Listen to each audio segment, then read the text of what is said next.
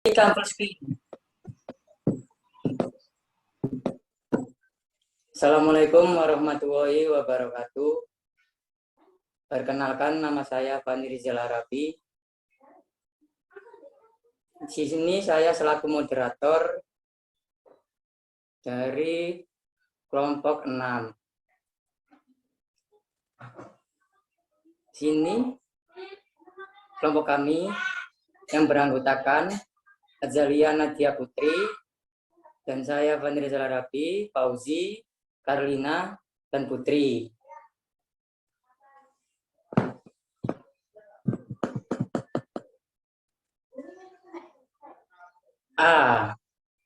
Bab pertama.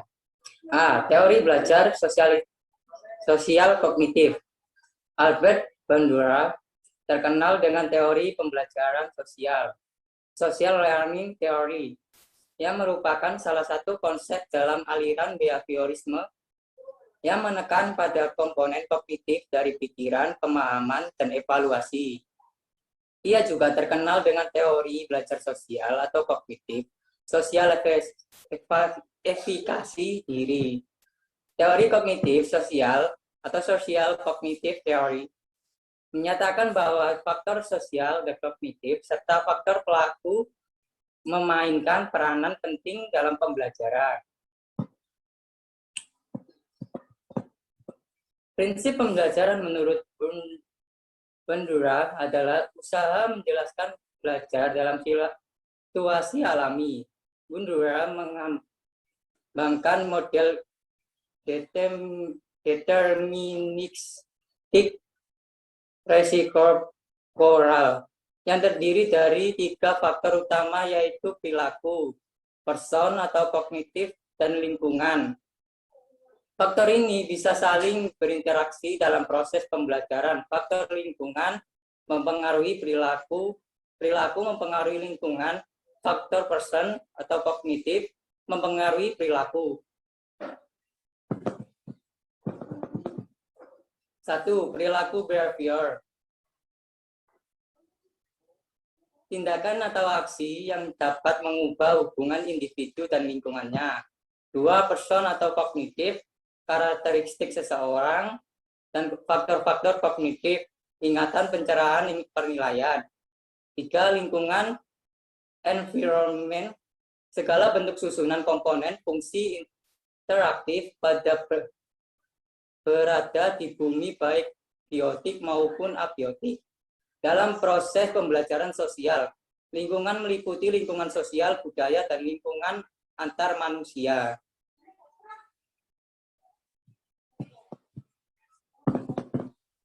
Dalam model pembelajaran Bandura, peran person kognitif memainkan peran penting. Faktor person atau kognitif yang ditekankan Bandura 1997-2001 dalam Santrok 2011 pada masa belakangan ini adalah self-efficacy, yakni keyakinan bahwa seseorang bisa menguasai situasi dan menghasilkan hasil positif. Bandura juga mengatakan bahwa self-efficacy berpengaruh besar terhadap perilaku. Santrok 2011 halaman 236.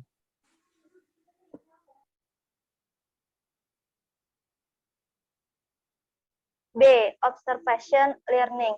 Inti dari proses observasi adalah modeling.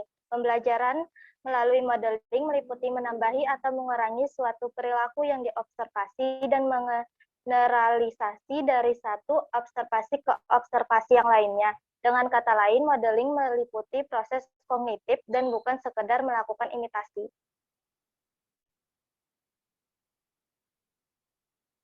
Belajar melalui pengamatan ini memperpendek waktu yang dibutuhkan manusia untuk belajar berbagai keterampilan seperti keterampilan berbahasa, demikian kompleksnya sehingga tidak mungkin dapat dipelajari tanpa penggunaan modeling. 1. Studi boneka Bobo klasik. Eksperimen boneka Bobo dilakukan Bandura pada tahun 1965 yang mengilustrasikan bagaimana pembelajaran dapat dilakukan hanya dengan mengamati model yang bukan sebagai penguat atau penghukum. Eksperimen ini juga mengilustrasikan mengilustrasikan perbedaan antara pembelajaran dan kinerja atau performance. Eksperimen dilakukan dengan sejumlah anak TK.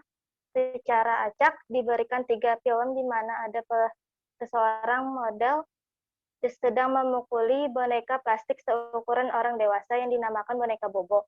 Poin penting pada eksperimen ini adalah bahwa pembelajaran observasional terjadi sama ekstensifnya, baik itu ketika perilaku agresif diperkuat maupun tidak diperkuat. Pada studi ini difokuskan pada pembelajaran dan kinerja karena murid tidak melakukan respon bukan berarti mereka tidak mempelajari. 1. Atensi. Atensi pada model dipengaruhi beberapa karakteristik seperti orang yang hangat, kuat, ramah, akan lebih diperhatikan daripada orang yang dingin, lemah, dan kaku. 2. Retensi. Penting dari fase ini adalah bahwa pengamat tidak akan dapat memperoleh manfaat dari tingkah laku yang diamati ketika model tidak hadir, kecuali apabila tingkah laku itu dikode dan disimpan dalam ingatan untuk digunakan di kemudian hari.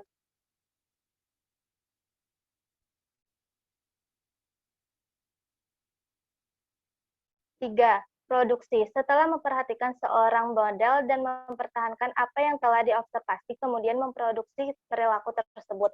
4. Motivasi. Pembelajaran observasional paling efektif terjadi apabila pihak yang belajar termotivasi untuk melakukan perilaku yang ditiru. Perhatian dan retensi dapat berakibat pada pengumpulan informasi untuk belajar, namun performa difasilitasi oleh motivasi untuk melakukan perilaku tertentu.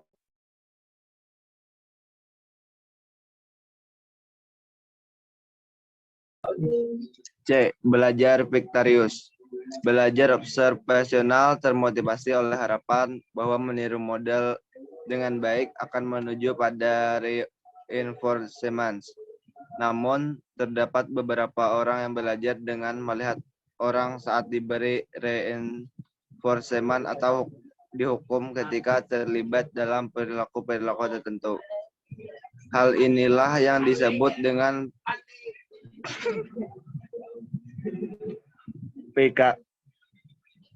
vicarious, yaitu mengamati apa yang terjadi pada orang lain.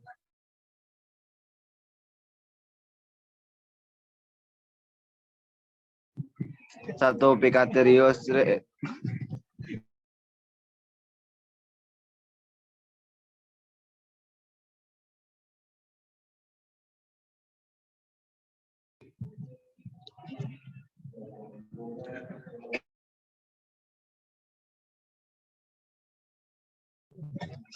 vicarious reinforcement. Pembelajar yang mengamati orang lain diberi penguatan karena berperilaku tertentu, kemungkinan akan menampilkan perilaku yang sama. Lebih sering lagi, suatu fenomena yang dikenal dengan istilah vicarious reinforcement. 2. Vicarious punishment. Sebaliknya, ketika melihat seseorang mendapat hukuman karena perilaku tertentu, kecil kemungkinan bagi pembelajar untuk mengikuti perilaku yang sama. Suatu fenomena yang dikenal dengan istilah vicarious punishment.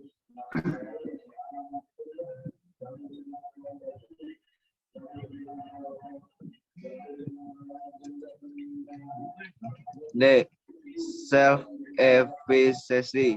Self-efficacy adalah keyakinan yang dimiliki seorang atas kemampuannya untuk menjalankan perilaku tertentu atau mencapai tujuan tertentu. Perasaan self-efficacy siswa mempengaruhi pilihan aktivitas mereka, tujuan mereka utama, serta persentensi mereka dalam aktivitas-aktivitas kelas.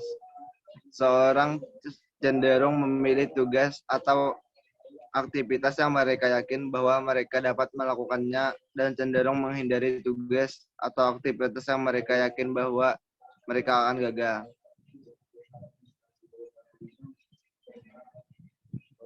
Dimensi self-efficacy menurut Bandura mengungkapkan ada 3 dimensi, yakni A. Level.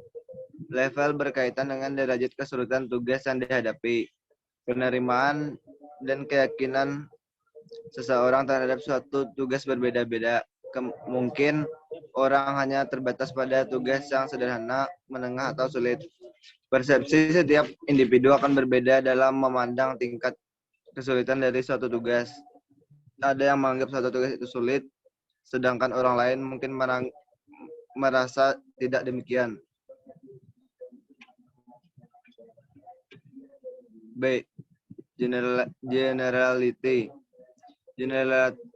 Generality merupakan sejauh mana individu yakin akan kemampuannya dalam berbagai situasi tugas, mulai dari dalam melakukan suatu aktivitas yang biasa dilakukan, atau situasi tertentu yang tidak pernah dilakukan, hingga dalam serangkaian tugas atau situasi sulit dan bervariasi.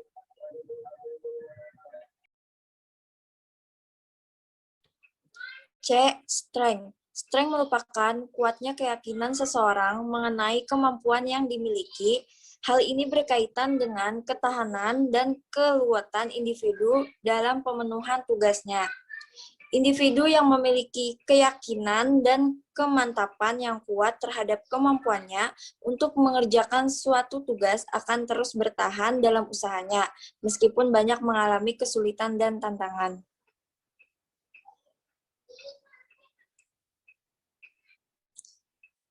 Orang dengan perasaan self-efficiency yang tinggi lebih mungkin mengerahkan segenap tenaga ketika mencoba suatu tugas baru dan lebih gigih dalam mengerjakannya, serta tidak mudah menyerah. Orang dengan self-efficiency tinggi juga cenderung lebih banyak belajar dan berprestasi daripada mereka yang self-efficiency-nya rendah.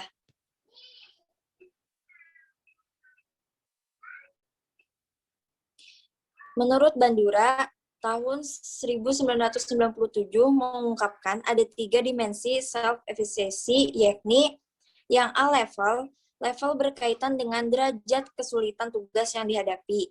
Yang B, generality merupakan sejauh mana individu yakin kemampuannya dalam berbagai situasi tugas, mulai dari dalam melakukan suatu aktivitas yang biasa dilakukan atau situasi tertentu yang tidak pernah dilakukan hingga dalam serangkaian tugas atau situasi sulit dan bervariasi.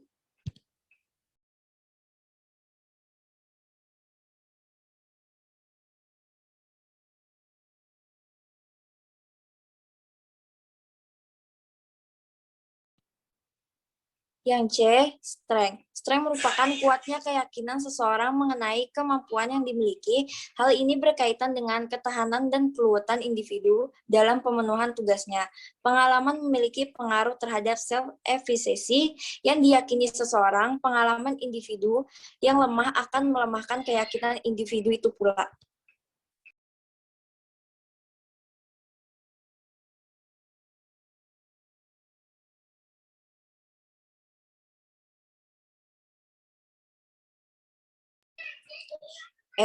Self-regulated behavior, perilaku diatur sendiri, menetapkan standar dan tujuan untuk diri sendiri, cara memonitor, mengevaluasi proses-proses kognitif dan perilaku diri sendiri, menentukan konsekuensi untuk setiap kesuksesan dan kegagalan diri sendiri. Seseorang dianggap telah memiliki regulasi diri yang baik apabila pemikiran dan tindakan individu berada di bawah kontrolnya sendiri, bukan diatur orang lain maupun kondisi di sekitarnya.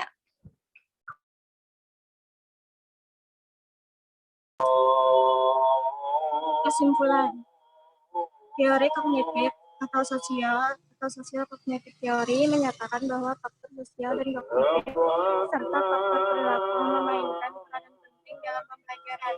Di dalam teori kognitif sosial, pembelajaran dilakukan dengan cara observasi yang inti dari prosesnya adalah modeling.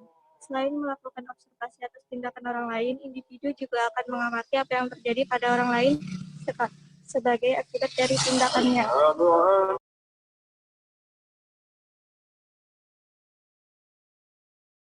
Sekian dari kelompok kami. Terima kasih buat teman-teman yang sudah memanfaatkan PPT. Sekian dari saya, moderator. Mohon maaf bila ada salah kata. Sekian, wassalamualaikum warahmatullahi wabarakatuh.